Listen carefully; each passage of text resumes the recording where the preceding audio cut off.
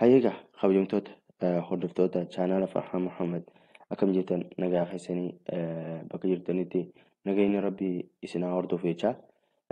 Har'aas viidiyoo takka gama teknooloojiitiin qabannee isinii dhufne jechuudha. Viidiyoon tun maal yoo jettan akkuma ammaan dura isinii daleenetti jechuudha. Viidiyoo abbaa lama akkuma ammaan dura waa'ee waayifaayitiin wal qabatu ammaan dura isinii daleenetti jechuudha.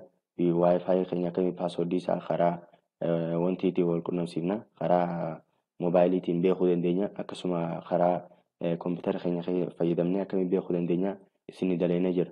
Har'aas koompitara keenya fayyadamnee akkaataatti beekuu dandeenyu tahee appilikeeshina biraa fayyadamnee jechuudha yookiin sooftiweera biraa fayyadamna.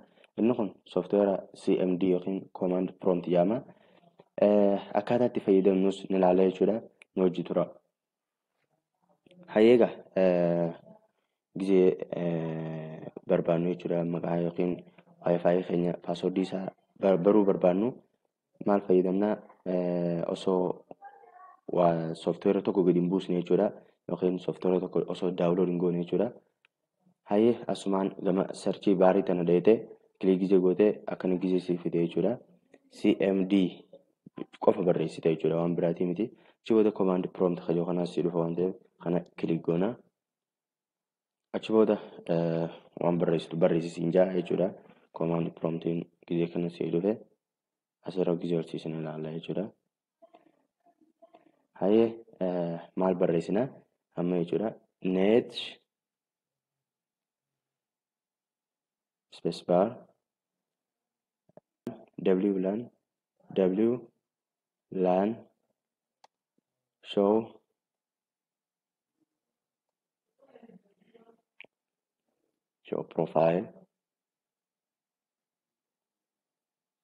profile achi booda maal barreessina maqaa neetworkii keenya barreessina jechuudha. Qalbiidhaan nu hordofaa jechuudha. Maqaa neetworkii keenya barreessina. Amma giseen keenya barreessu jechuudha.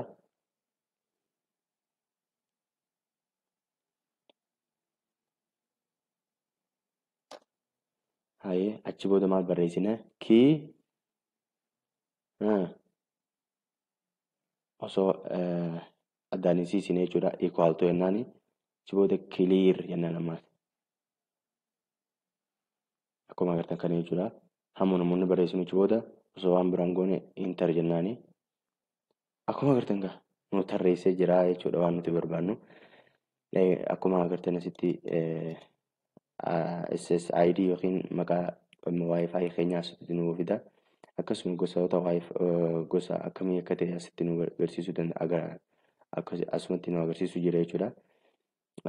Akkasuma gaa waayifaayii keenya yookiin waayifaayii keenya paaswoordii isaa jechuudha.